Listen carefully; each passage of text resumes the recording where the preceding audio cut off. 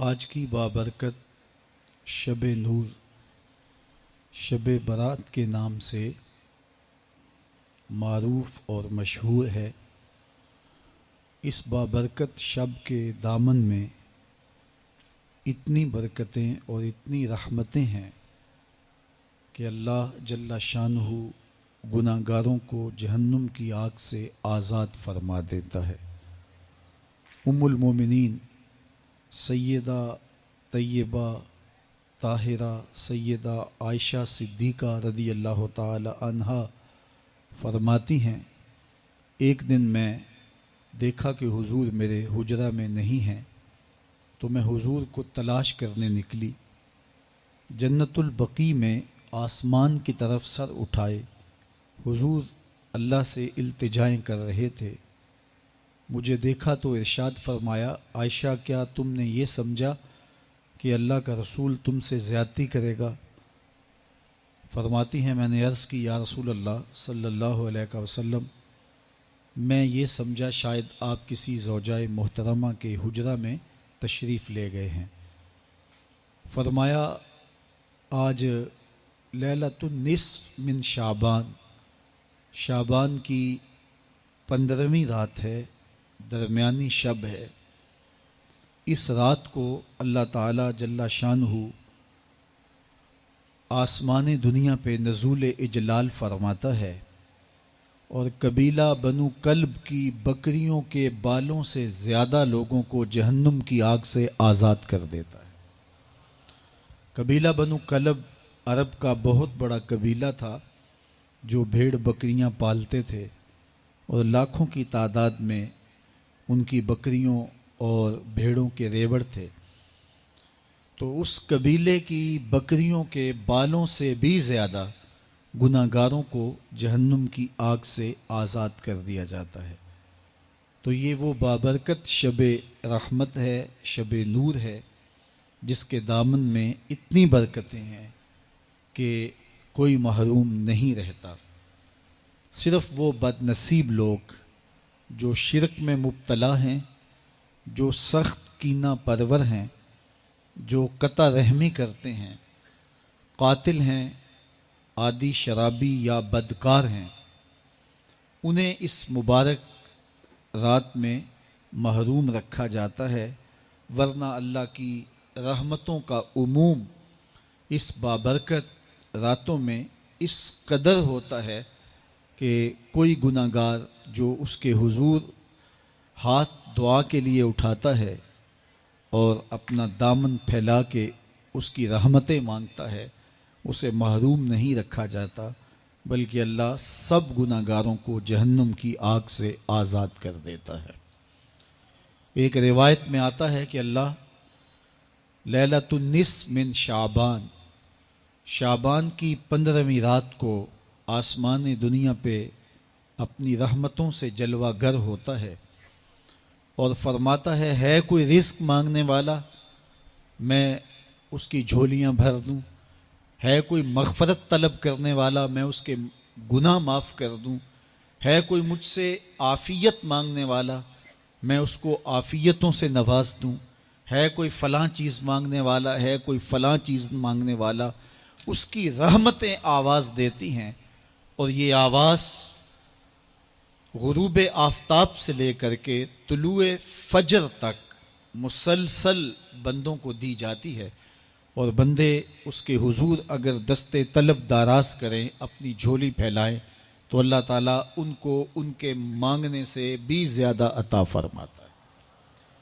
اس امت کو اللہ تعالیٰ نے اس طرح کی راتیں دے کر کے مغفرت، بخشش، غفران اور رحمتوں کی فراوانی نصیب کی ہے۔ میرے حضور نے ارشاد فرمایا، ایک شخص صبح سے لے کے ظہر تک مزدوری کرتا ہے، اس کو ایک قیراط ملتا ہے۔ ایک ظہر سے لے کر عصر تک مزدوری کرتا ہے، اس کا وقت تھوڑا ہے لیکن اس کو بھی ایک قیراط ملتا ہے۔ اور تیسرا شخص عصر سے لے کر مغرب تک مزدوری کرتا ہے، اس کو 2 قیراط ملتے ہیں، جبکہ اس کا وقت دونوں سے کم ہے۔ فرمایا پہلی مثال یہود کی ہے، دوسری مثال نصارہ کی ہے، اور تیسری مثال میری امت کی ہے کہ اس کو تھوڑے عمل پر زیادہ ثواب دیا جاتا ہے۔ تو یہود اور نصارہ نے اس پہ برا منایا تو حضور علیہ السلام نے فرمایا کہ اللہ نے ان کے اجر میں تو کمی نہیں کی، لیکن مسلمانوں کو زیادہ اجر دے دیا، تو یہ اس کی کرم نوازی ہے۔ تو یہ تھوڑے وقت کی عبادتیں اور چند راتوں کی بیداری اور مخصوص اوقات میں اللہ کے حضور عبادت و ریاضت ایک گناہ گار کو کہاں سے کہاں تک پہنچا دیتی ہے، اس کے گناہوں کی معافی کا ذریعہ بھی بنتی ہے اور درجات کی بلندی کا سبب بھی۔ دیکھیے لیلۃ القدر ایک رات 1000 مہینے کی عبادتوں سے بہتر قرار پاتی ہے۔ اسی طرح دیگر مواقع ہیں کہ اللہ تعالیٰ اس امت کے لیے رکھے ہیں، رحمت رب بہانہ می طلب، اور یوں بھی پڑھا گیا رحمت رب بہانہ می طلب۔ اس کی رحمتیں قیمت نہیں مانگتی اور اس کی رحمتیں بہانہ تلاش کرتی ہیں، تو وہ اپنے بندوں کو بخشنے پہ آمادہ ہے اگر وہ اپنا دامن طلب پھیلائیں۔ قرآن مجید میں ایک مقام دیکھیے کتنا دل آویز ہے، فرمایا ما یفعل اللہ بعذابکم، اللہ تمہیں عذاب دے کے کیا کرے گا؟ اس کی یہ چاہت نہیں ہے کہ تمہیں عذاب میں مبتلا کرے، اس کی چاہت یہ ہے کہ تم اس کی چوکھٹ پہ آؤ، جھولی پھیلاؤ، اس سے خیرات اور رحمت مانگو، اور وہ تمہارے ماضی کے سارے گناہ معاف کر کے، ساری غلطیاں معاف کر کے تمہیں اپنی رحمتوں سے مالا مال فرما دے۔ تو وہ بندوں کو بخشنے پہ، بندوں کی مغفرت کرنے پہ آمادہ ہے اور اس کی رحمتیں بہانے تلاش کرتی ہیں۔ اللہ اکبر۔ اور دوسری جانب اس کے بندے، اس کے مملوک، اس کی مخلوق، اور مخلوق کی گناہ گار اور نیکوکار اس کی رحمتوں کے طالب ہوتے ہیں، بلکہ وہ گناہ کرنے کے بعد جب معافی مانگتے ہیں تو اللہ کو یہ معافی بہت پسند ہے۔ معافی مانگنا، اس کے حضور اپنے دامن کو پھیلانا، وہ اس کو بہت زیادہ محبوب ہے۔ انسان کی فطرت کے اندر گناہ رکھا گیا ہے۔ آگ، ہوا، مٹی، پانی، یہ ان 4 چیزوں کا مرکب ہے۔ اس کے جو عناصر ہیں اس میں کبھی اعتدال قائم نہیں رہتا اور اس سے گناہ سرزد ہو جاتے ہیں۔ گناہ کرنے کے بعد بندے کا اس گناہ پہ اصرار کرنا، اڑ جانا، ضد کرنا، توبہ نہ کرنا، اللہ کو یہ پسند نہیں۔ لیکن اگر اس سے گناہ سرزد ہو جائے تو پھر وہ توبہ کر لے تو اللہ کو یہ بہت زیادہ پسند ہے۔ جو اس سے ہو سکے نیکی وہ اللہ کے حضور پیش کرے، لیکن اس کے اندر جو شر رکھی گئی ہے، اس کے اندر جو قوتیں گناہ کی رکھی گئی ہیں، اس سے اگر اس سے گناہ سرزد ہو جائے تو پھر وہ اللہ سے توبہ کرے، اللہ کی طرف رجوع کرے، تو اللہ اس کی توبہ کو نہ صرف قبول کرتا ہے بلکہ اس کے گناہوں کو معاف کرتا ہے اور گناہوں کو بدل کے نیکیوں میں تبدیل کر دیتا ہے۔ جب گناہ نیکیوں میں تبدیل ہو گئے تو جتنا بڑا گناہ گار تھا اتنا بڑا نیکوکار ہو گیا۔ حضرت سیدنا عمر رضی اللہ تعالیٰ عنہ بازار میں جا رہے تھے تو ایک شرابی نے ہاتھ میں بوتل پکڑی تھی شراب کی، تو حضرت عمر ہاتھ میں درہ رکھتے تھے اور آپ کا جاہ و جلال دیتنیت ہوتا، تو جو ہی حضرت عمر رضی اللہ تعالیٰ عنہ کو اس نے دیکھا تو ڈر گیا اور دل ہی دل میں کہا اے اللہ آج عمر کے قہر سے بچا لے، میں تیری بارگاہ میں سچی توبہ کرتا ہوں، اور جلدی سے شراب کو بغل میں چھپا لیا۔ اتنے میں حضرت عمر سر پہ پہنچ گئے اور گرج کر کڑک کے کہا کہ یہ تیری بغل میں کیا ہے؟ چونکہ اس کو بوتل چھپاتے دیکھا تھا تو وہ ڈر گیا اور ڈرتے ڈرتے کہنے لگا حضرت یہ سرکہ ہے۔ اب تھی تو شراب، لیکن ڈرتے ہوئے بولا حضرت سرکہ ہے۔ تو حضرت عمر نے کہا نکال۔ جب نکالا تو شراب نہیں تھی، واقعی سرکہ بن چکا تھا۔ تو جب اللہ کے حضور کوئی توبہ کرتا ہے، اللہ اس کے گناہوں کو بدل کے نیکیوں میں تبدیل کر دیتا ہے۔ حدیث پاک میں آتا ہے کہ قیامت کے دن اللہ ایک شخص کو کہے گا کہ اپنا نامہ اعمال پڑھ، تو وہ نامہ اعمال پڑھنے لگ جائے گا۔ تو نامہ اعمال کے اندر چھوٹے گناہ بھی ہوں گے، بڑے گناہ بھی ہوں گے، تو اللہ سے حیا کرتے ہوئے، شرم کرتے ہوئے وہ بڑے بڑے گناہوں کو چھوڑتا جائے گا اور چھوٹے چھوٹے گناہوں کو پڑھتا رہے گا۔ جب وہ سارے گناہ پڑھ چکے گا اور کتاب ختم ہوگی تو اللہ تعالیٰ اسے فرمائے گا، میرے بندے تو نے یہ جتنے گناہ پڑھے ہیں میں نے سب کو بدل کے نیکیوں میں تبدیل کر دیا۔ تو بندہ کہے گا، اللہ ابھی تو میرے بڑے بڑے گناہ رہتے ہیں جو میں نے پڑھے ہی نہیں۔ فَضَحِكَ النَّبِيُّ حَتَّى بَدَتْ أَنْيَابُهُ، حضور جب یہ بیان فرما رہے تھے تو حضور اتنا مسکرائے کہ صحابہ نے حضور کی داڑھیں دیکھ لی۔ تو پہلے وہ بڑے بڑے گناہ چھوڑے جا رہا تھا، لیکن جب اللہ فرمائے گا کہ میں تیرے گناہوں کو بدل کے نیکیوں میں تبدیل کر دیا، تو وہ کہے گا ابھی تو بڑے بڑے گناہ رہتے ہیں جو میں نے ابھی پڑھے ہی نہیں۔ تو جب کوئی بندہ اس کے حضور توبہ کرتا ہے، اللہ یہ نہیں دیکھتا اس نے گناہ کتنے کیے ہیں، یہ دیکھتا ہے بندہ آیا میری چوکھٹ پہ ہے تو اللہ اس کے پچھلے سارے گناہ معاف فرما دیتا ہے۔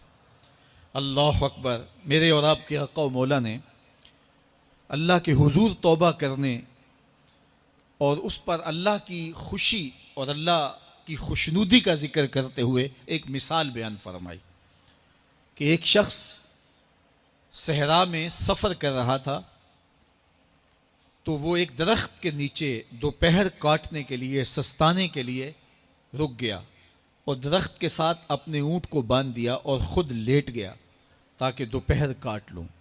تھوڑی دیر کے بعد جب اس کی آنکھ کھلی تو اس نے کیا دیکھا کہ اونٹ ماں ساز و سامان کے ساتھ غائب ہے۔